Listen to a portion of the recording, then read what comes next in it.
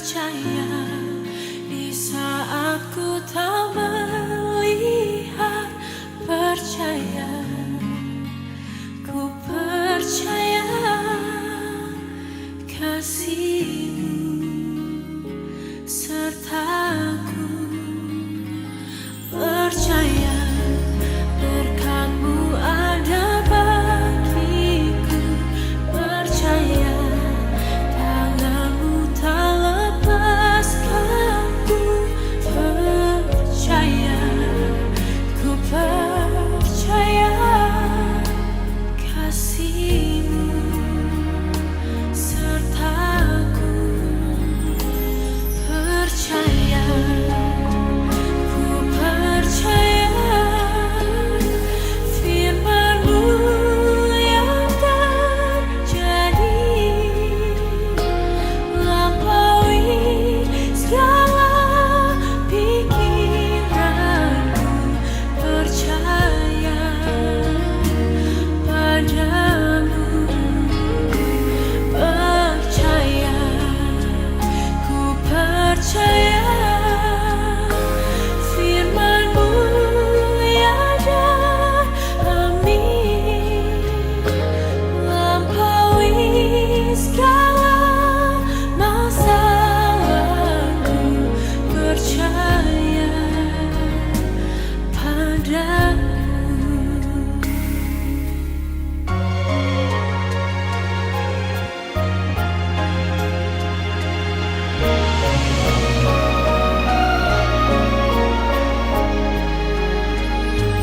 Percaya di saat ku tak mengerti. Percaya di saat ku tak melihat. Percaya, ku percaya kasih-Mu sertaku. Percaya, ku percaya firman-Mu yang terjadi, lampaui segala pikiranku. Percaya, ku percaya, percaya, ku percaya firman-Mu yang amin, lampaui segala masalahku. Percaya padamu.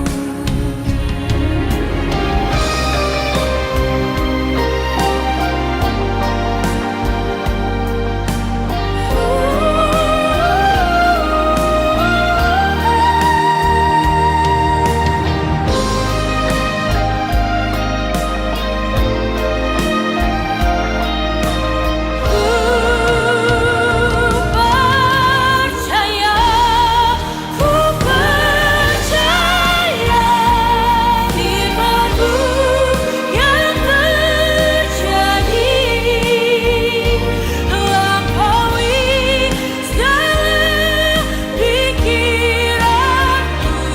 Percaya, ku tetap percaya.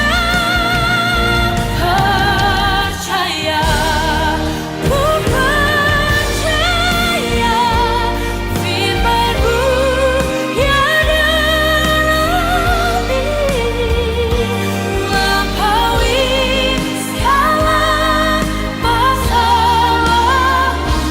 Percaya padamu, lampaui segala masalahku. Percaya padamu.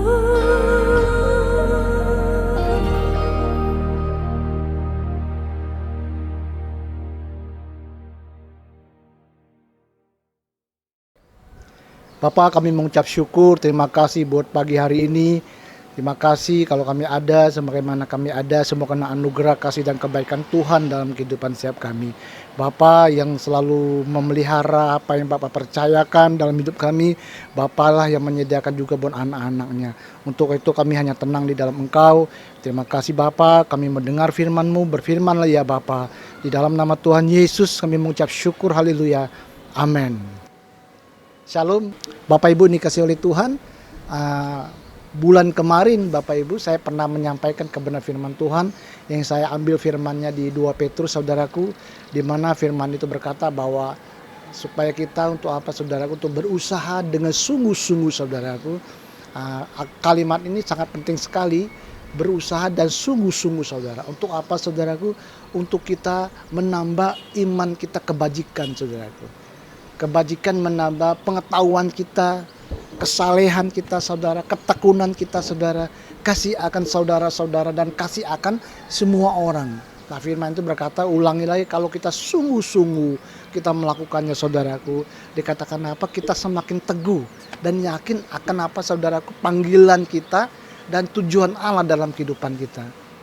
Sampai situ firman Tuhan berkata bahwa Dia akan memberikan kasih karunia-Nya kepada saudara dan saya. Itu hak penuh saudara untuk masuk dalam kerajaan anaknya Tuhan kita Yesus Kristus. Dan kata lain, kita dikasih kuasa saudara untuk apa? Memerintah di dalam kehidupan ini. Ada amin Bapak Ibu? 2 minggu yang lalu saya menyampaikan juga, saya ambil firmannya di Kolose saudaraku. Firman itu berkata bahwa kita hendaklah kita tinggal di dalam Dia, hendaklah kita berakar di dalam Dia, hendaknya kita dibangun di dalam Dia, hendaklah iman kita semakin teguh di dalam Dia saudaraku, dan hendaklah kita hati kita limpah dengan ucapan syukur saudaraku. Ya, hendaklah itu saya pelajarin saudara, ternyata persamaannya itu seharusnya saudara. Amin. Nah, itulah yang 2 minggu yang lalu saya sampaikan, semuanya saudaraku. Tinggal di dalam Dia, kita terhubung yaitu dengan Bapa di surga saudaraku. Kita intim dengan Dia, kita bersyukur dengan Dia, tentunya lewat kebenaran daripada firman Tuhan saudaraku. Ada amin Bapak Ibu dikasihi oleh Tuhan. Firman Tuhan ini saudaraku, kalau saudara kita baca di Mazmur 119, itulah Mazmur dengan ayat yang paling panjang saudaraku. Kalau nggak salah ada ayatnya 176 ayat saudaraku. Dan semua ayatnya itu berbicara mengenai Taurat Tuhan saudara, atau firman daripada Tuhan itu sendiri saudaraku. Nah firman Tuhan ini sangat penting dan luar biasa dalam kehidupan saudara dan saya. Makanya saudara, di firman Tuhan tadi yang saya bacakan, kita mesti mempelajari, kita mesti merenungkan firman Tuhan ini dalam kehidupan saudara dan saya. Ya, kita perlu waktu saudaraku. Untuk apa saudaraku? Mungkin kita perlu waktu untuk kita mempelajari, kita merenungkan kebenaran firman Tuhan ini, sehingga firman ini saudaraku, kehidupan di dalam firman ini bisa termanifestasi dalam kehidupan setiap kita saudaraku. Untuk itu saudara, kita perlu umpamanya orang lain, kita perlu mentor saudaraku, kita perlu orang lain untuk mendoakan kita. Tetapi di samping itu saudara, kita jangan melepaskan tanggung jawab pribadi kita saudara. Untuk apa? Untuk kita mempelajari, merenungkan kebenaran firman Tuhan ini saudaraku. Kenapa saya katakan ini saudaraku? Banyak di antara kita saudaraku, kita sebagai orang percaya, kalau hari Minggu saudara kita pergi ke gereja saudaraku, mungkin seperti hari-hari ini kita lewat Zoom saudaraku, tapi selepas pada itu, hari Senin sampai hari Sabtunya saudara, kita tidak pernah untuk membuka firman Tuhan. Kita tidak pernah, walaupun Alkitab firman Tuhan itu ada di dalam handphone kita jarang dan tidak pernah untuk membukanya, untuk mempelajarinya, untuk merenungkan firman Tuhan dan untuk melakukan dalam kehidupan kita saudara. Seringkali saudara, kita lebih memprioritaskan lebih mengutamakan umpamanya hobi-hobi kita, kesukaan kita, pekerjaan kita saudara, dan hal-hal yang lainnya saudaraku. Dan urusan daripada hal-hal yang rohani dalam pencarian Tuhannya seringkali kita limpahkan kepada orang lain saudara. Ya, kita umpamanya kalau di gereja ya kita serahkan ya urusan yang rohani itu serahkan kepada gembala kita saudara. Amin. Sedangkan firman Tuhan ini saudaraku sangat penting dan sungguh-sungguh sangat luar biasa. Karena firman Tuhan itu sendiri yang akan menghidupkan kehidupan saudara dan saya. Karena firman Tuhan di Yohanes berkata, firman itu adalah Allah dan firman itu adalah Allah sendiri saudaraku. Ada amin Bapak Ibu dikasih oleh Tuhan. Nah, kita lihat saudaraku, kalau seumpamanya kalau dalam kalau kita tidak mempelajari merenungkan firman dan tinggal di dalam kebenaran firman-Nya ini saudaraku, suatu saat ketika dalam kehidupan ini kita mengalami hal yang negatif saudaraku, mungkin kita mengalami hal yang tidak seperti yang kita ingin dan kita harapkan saudaraku, sehingga sering kita ragu dan kita mulai berkata, apakah Yesus itu adalah Tuhan?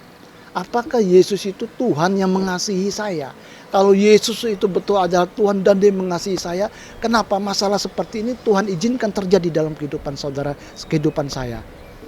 Ya, saudaraku dikasih Tuhan, kenapa ada suatu contoh di dalam Alkitab saudaraku, di mana saya ambil contoh dalam Alkitab seorang rasul yang luar biasa saudaraku, yaitu Rasul Yohanes Pembaptis saudaraku, di mana ketika dia mengalami hal yang negatif dalam kehidupannya, ketika dia di penjara saudaraku, disitulah dia meragukan apakah Yesus itu adalah Mesias. Tapi sangat luar biasa di mana Tuhan Yesus membawa Rasul Paulus untuk kembali kepada firman Allah yang pernah Rasul Paulus ingat, pelajari dalam kehidupan dan keyakinan dari Rasul Paulus saudaraku. Saya ambil firman-Nya Bapak Ibu ya, saya bacakan firman Tuhan.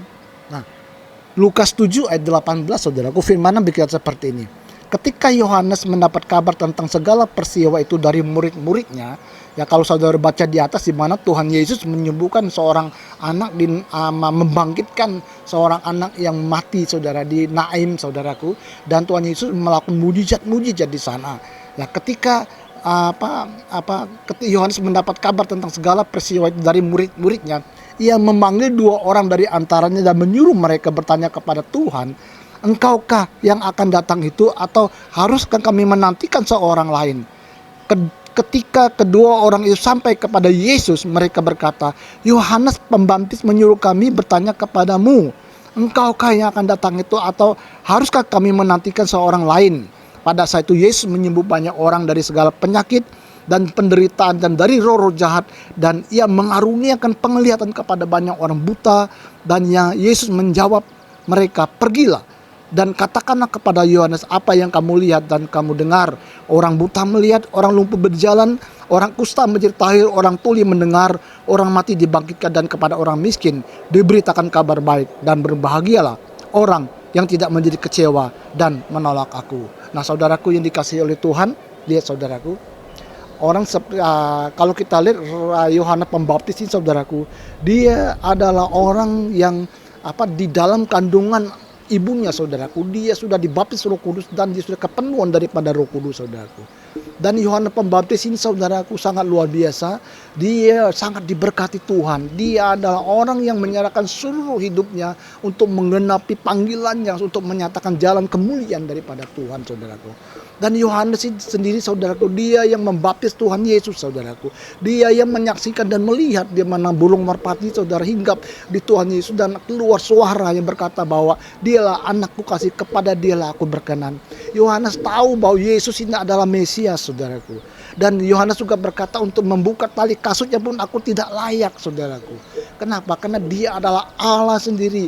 Yohanes yakin dan percaya bahwa Yesus itu adalah Mesias. Tapi kita lihat saudaraku, ketika Yohanes di dalam penjara saudara, ketika dia mengalami hal negatif dalam kehidupannya saudaraku, lihat, dia ragu. Alkitab jelas berkata, bertanya kepada Tuhan, apakah kami akan menanti Mesias yang lain, ataukah engkau Mesiasnya saudara. Ini betul-betul menyatakan keraguan daripada Yohanes Pembaptis saudaraku.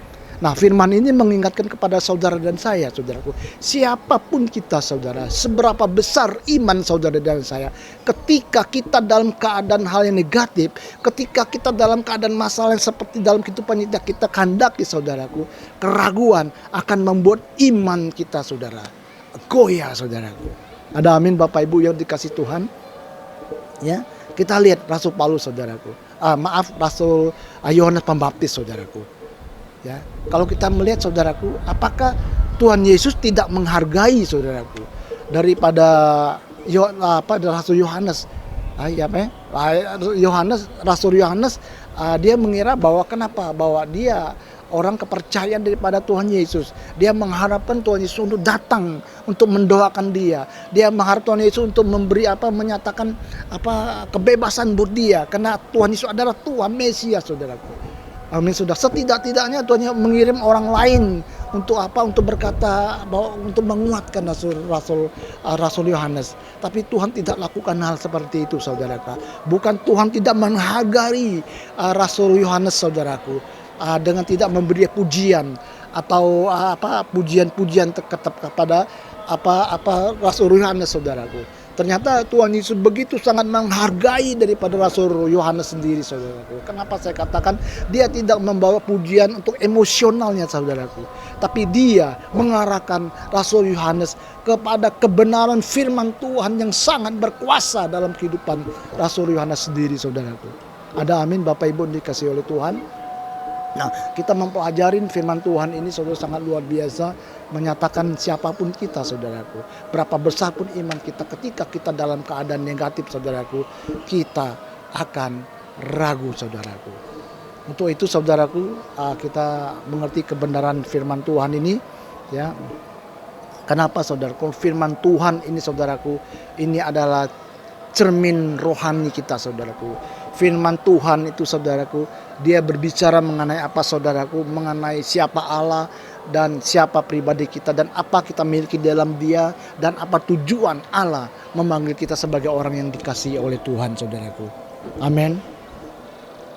Kita mungkin, saudaraku, memerlukan secara emosional, saudaraku, ketika kita dalam keadaan negatif, ketika kita ada masalah, saudaraku, kita ingin orang lain datang kepada kita, mengunjungi kita, mendoakan kita, nangis bersama dengan kita, saudaraku. Betul. Nah, ini jangka pendek sih oke, saudaraku, tapi untuk jangka panjang ini tidak bisa menolong saudara dan saya. Kita mesti bergaul, saudara. Kita mesti mengenal kebenaran firman Tuhan ini, saudaraku, karena kebenaran firman Tuhan ini akan memerdekakan saudara dan saya. Ada amin, Bapak Ibu. Dan firman Tuhan berkata bahwa iman timbul dari pendengaran, pendengaran akan firman daripada Kristus. Kalau di Efesus berkata bahwa firman itu adalah pedang roh, saudaraku. Ada amin, Bapak Ibu kasih Tuhan. Firman ini adalah kekuatan daripada Allah. Firman inilah yang menghidupkan kehidupan kita hari-hari ini, saudaraku. Ada amin, Bapak Ibu. Nah, firman Tuhan mungkin singkat siang hari ini. Bahwa janganlah kita melepaskan tanggung jawab pribadi kita, saudara. Marilah kita menjadikan firman Tuhan ini, saudaraku, sebagai prioritas dalam kehidupan kita, saudara, yang utama dalam kehidupan saudara dan saya, saudara. Ada amin, Bapak Ibu dikasihi oleh Tuhan. Banyak kita berpikir, saudaraku, bahwa ketika kita memiliki iman, kita tanpa merasa ragu lagi, kita tanpa mengalami masalah. Ini tidak benar, saudaraku, dikasih oleh Tuhan. Nah, kita tahu ketika kita berdiri di atas kebenaran firman Tuhan ini, saudaraku, saya percaya bahwa keraguan itu, saudara, ketakutan, kekhawatiran itu, saudara, tidak bisa menguasai kita. Kita mesti belajar mengerti hal ini, saudaraku. Ada amin, Bapak Ibu dikasih oleh Tuhan. Untuk itu kita mesti berdiri di atas kebenaran firman Tuhan. Ada amin. Nah, firman Tuhan siang hari sangat luar biasa, saudaraku. Saya percaya bahwa orang percaya dia akan bertindak, saudaraku. Dia akan bertindak sesuai dengan apa yang dia percayakan dalam kehidupannya. Ada amin, Bapak Ibu sekalian Tuhan. Selamat siang. Bapak, kami bersyukur, terima kasih buat kebenaran firman Tuhan pada siang hari ini. Terima kasih Tuhan, kalau mengingatkan kami untuk kami mengambil tanggung jawab pribadi, untuk kami mempelajari, untuk kami merenungkan, untuk kami melakukan kebenaran firman Tuhan ini. Karena kami tahu bahwa firman Tuhan, iman timbul dari pendengaran, pendengaran akan firman Kristus. Karena firman-Mu adalah pedang roh, ya Abah. Firman-Mu yang menghidupkan kehidupan kami hari-hari ini. Untuk itu bawa setiap kami untuk kami tinggal di dalam firman-Mu, untuk terhubung terus dengan Engkau, ya Abah. Hanya berfokus kepada Engkau. Terima kasih Bapak, berkati anak-anak-Mu saat saat ini. Kami berdoa biar setiap mereka yang sakit, kami percaya bahwa bilu-bilu telah menyembuhkan mereka. Mungkin mereka butuh segala hal dapat dalam kehidupan mereka, bahwa Bapak yang menyediakan apa yang Bapak percayakan dalam kehidupan setiap mereka ya Bapak. Mereka yang lemah, kami percaya bahwa kekuatan daripada Roh Kudus menaungi kehidupan mereka. Mungkin mereka yang ragu, mereka menghilang pengharapan, kami percaya bahwa siang hari pengharapan yang baru Tuhan berikan kepada mereka ya Bapak. Pintu-pintu yang tutup saya terbuka di dalam nama Tuhan Yesus, sehingga setiap kami anak-anakmu, kami hidup di dalam sukacita, kami hidup tidak kurang sesuatu apapun yang terbaik dari Bapa di surga. Kami mengucap syukur ya Bapak. Terima kasih Tuhan Yesus, di dalam nama Tuhan Yesus kami mengucap syukur Tuhan, haleluya, amin, amin.